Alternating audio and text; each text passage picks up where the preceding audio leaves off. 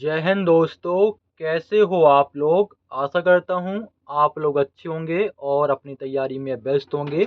आपका रेलवे का एक नया भर्ती और आ चुका है, वो है आपका रेलवे ग्रुप डी का, जिसका आवेदन डेट भी आ चुका है।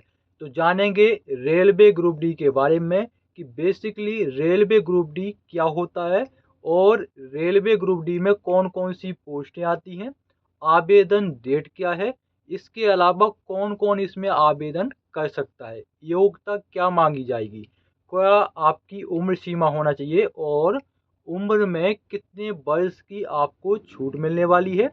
इसके अलावा आपका सिलेक्शन प्रोसेस में कितने विषय से आपके प्रश्न पूछे जाएंगे, नेगेटिव मार्किंग कितनी होती है, सब कुछ जानेंगे इस भर्ती के बारे में। सैलरी कितनी मिलती है, तो जानते हैं इस भर्ती के बारे में। इसके अलावा अगर आप चैनल पर नए हों तो चैनल को जरूर सब्सक्राइब कर लीजिएगा। तो चलिए दोस्तों, वीडियो स्टार्ट करते हैं। सबसे पहले हम बात कर लेते हैं आपकी पोस्ट के बारे में कि जो आपका रेलवे ग्रुप डी के नाम से जो आपकी भर्ती निकलती है उसमें कौन कौन सी पोस्टें होती हैं। तो देखिए, सबसे पहली पोस्ट है आपकी ट्रैक मेंटेनर की। कौन सी है? ट्रैक मेंटेनर की। ट्रैक मतलब जो आपकी पटरी बिछी हुई है, ठीक है, तो उसमें ये जो ट्रैक मेंटेनर रहता है उसका जो कार्य रहता है, जैसे कि 5-5 किलोमीटर के लिए उनका कार्य बांट दिया जाता है कि भाई आपको 5 किलोमीटर जाके देखना है कि कहीं पटरी में टूट फूट तो नहीं है, पटरी खुल जाते हैं, उसका लोहा खुल जाता है या गट्टी इधर उधर हो जाती है, बहुत सारी ऐसी होती हैं। तो वो सब आपका ट्रैक मेंटेनर का कार्य होता है, ट्रैक को मेंटेन करके रखना है। समझ में आ गया? फिर है आपका असिस्टेंट वर्क। जो आपका असिस्टेंट वर्कशॉप है, जो आपका वर्कशॉप रहेगा, ठीक है, जिसमें आपका फिटर भी रहता है, इलेक्ट्रीशियन भी रहता है, लेकिन आपको वहाँ असिस्टेंट के तौर पर कार्य करना है। कहाँ पर? वर्कशॉप पर, ठीक है। और एक ये होता है आपका असिस्टेंट लोको सेट, तो जो कि आपका इंजन होता है या बोगी कह लीजिए, उसमें कहीं टूट फूट आ जाती है, तो एक जो असिस्टेंट का कार्य करता है, जो एक ग्रुप डी का कार्य करता है, वो आपका असिस्टेंट लोको सेट कहलाता है।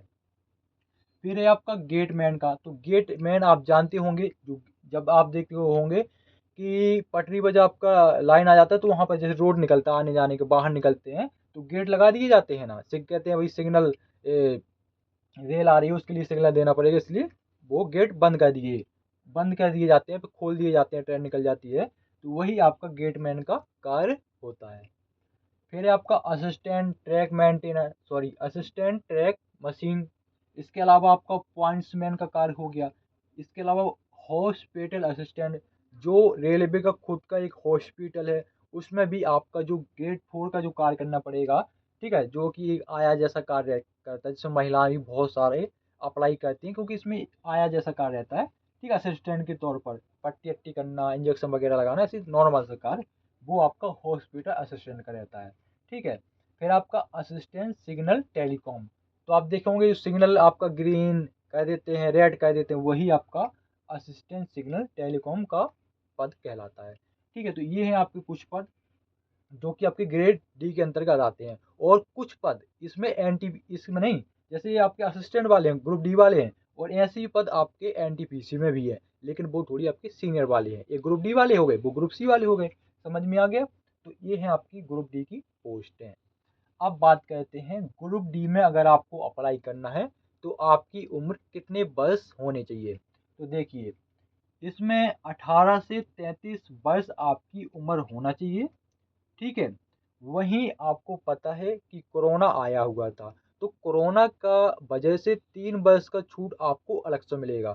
तो जर्नल के जो कैंडिडेट हैं वो 18 से 36 वर्ष तक ग्रुप डी में अप्लाई कर सकते हैं।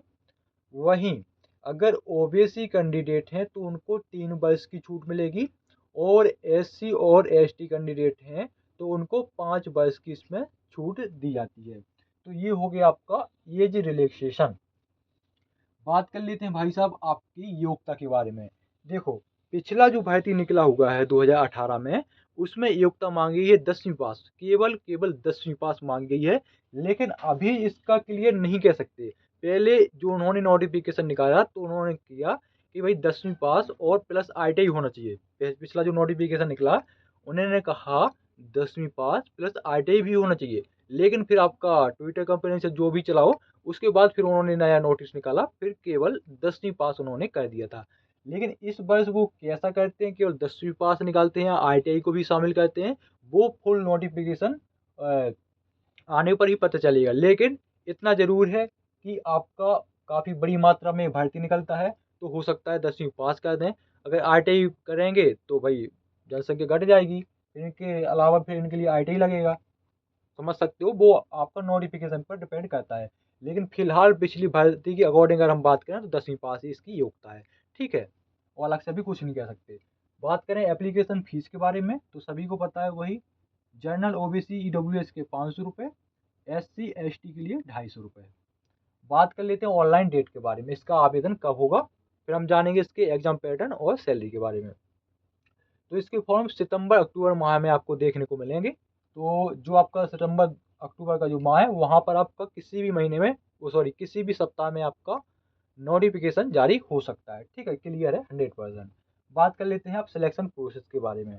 तो सबसे पहले होता है इसमें आपका एग्जाम। एग्जाम में आपका कितने विषय से प्रश्न पूछे जाते हैं, 4 विषय से प्रश्न पूछे जाते हैं। कौन कौन से विषय हैं देख लीजिए। GS से आपके 25 प्रश्न रहेंगे, मैथ से 25, रीजनिंग से 30 प्रश्न, जीके के 20 प्रश्न, टोटल 100 प्रश्न रहेंगे आपके। कितने रहेंगे, टोटल 100 प्रश्न। टाइम मिलेगा 90 घंटे का, माइनस मार्किंग होती है 1/3 की। तो ये है आपका एग्जाम पैटर्न। क्लियर हो गया, इसी से आपका सिलेक्शन होना है। इसके बाद फिर आपका फिजिकल भी है इसमें, तो फिजिकल देख लीजिए, दौड़ भी है इसमें। तो फिजिकल में हाइट वगैरह से कुछ नहीं मांगा, केवल ओनली दौड़ होगी। ठीक है, तो इसमें 2 दौड़ होंगी आपकी। पहली दौड़ होगी 100 मीटर की, जिसमें आपको 35 किलोग्राम का वजन रख के, बोरी रख के आपको अपने सर पर, ठीक है, यहाँ पर रख सकते हो शोल्डर पर। 35 किलो का वजन रख के आपको 100 मीटर दौड़ना है। ठीक है, एक ही चांस मिलेगा, अगर आपने बोरी नीचे गिरा दी तो आप हटा दिए जाओगे। टाइम मिलेगा 2 मिनट का। 100 मीटर दौड़ना है 35 किलोग्राम वजन रख के 2 मिनट में। महिलाओं को 20 किलोग्राम वजन रखना है, 100 मीटर दौड़ना है कितने मिनट में, 2 मिनट में। पुरुषों को 35 kg रखना है, महिलाओं को 20 kg। उसके बाद फिर एक दौड़ और है, वो है आपकी 1 किलोमीटर की, जिसमें आपको पुरुष को 4 मिनट 15 सेकंड का टाइम मिलेगा, महिलाओं को 5 मिनट 40 सेकंड का टाइम मिलेगा। बस यही है आपका फिजिकल। तो ये हो गया फिजिकल। अब बात कर लो सैलरी के बारे में। तो देखो, सैलरी आपका मोटा मोटा वही है 18,000 रुपये। कितना है, इन हैंड 18,000 रुपये। यही ग्रुप डी की सैलरी है। और इसमें आप अलाउंसेस जोड़ोगे, जैसे TA DA HRA, जैसे कि आपका महंगाई भत्ता हो गया, मकान का रहने का किराया हो गया, और भी राशन मनी वगैरह हो गया। इन सभी अलाउंसेस मिला के आपकी सैलरी शुरुआत की 28 से 30,000 के बीच में बनती है ग्रुप डी की। क्लियर, तो ये है आपका पूरा रेलवे ग्रुप डी के बारे में पूरा जानकारी। अब बात कर लेते हैं वैकेंसी डिटेल्स के बारे में, कि कितने पदों पर आपकी इसमें भर्ती आ जाएगी। तो देखो, पिछला जो भर्ती निकला वो तो 1 लाख पदों पर निकला है। लेकिन जो आपका RRB है, रेलवे रिक्रूटमेंट बोर्ड है, वो कह रहा है हम वैकेंसी इसमें हर साल निकालेंगे। जब वो वैकेंसी हर साल निकालेगा, तो वैकेंसी भी भाई वो कम देगा। जैसे कि आप देखे होंगे, पिछली भर्ती RPF में 10,000 प्लस थी, लेकिन अभी उसने दे दी 4,500 के समथिंग। तो वही हाल समझ लो। लेकिन फिर भी इसमें आपकी वैकेंसी जो है, वो आपकी 25,000 प्लस रहेगी। कितनी रहेगी, 25,000 तक आपकी आसानी से वैकेंसी आ जाएगी, चाहे वो हर साल आपकी वैकेंसी निकालें। ठीक है, वैकेंसी अच्छी है, 25,000 वैकेंसी कम नहीं होती है। बेरोजगारी मची है। और देखो, अभी वैकेंसी वर्तमान में जो वीडियो बना रहा हूँ ना, अभी वैकेंसी आपकी भर भर के निकलेंगी। अभी CRPF BSF ITBP Assam rifle, इनमें भी आपकी हेड कांस्टेबल मिनिस्ट्रियल क्लर्क की वैकेंसी आ चुकी है 1500 प्लस पदों पर, उसमें अप्लाई कर दीजिएगा। और यूपी में जितने भी विभाग हैं उसमें भी वैकेंसी आने वाली है। ठीक है, इसके अलावा कुछ इसमें डाउट हो, कुछ समझ में ना आया हो तो पूछ लीजिएगा। मिलते हैं किसी नेक्स्ट वीडियो में। जय हिंद, जय भारत।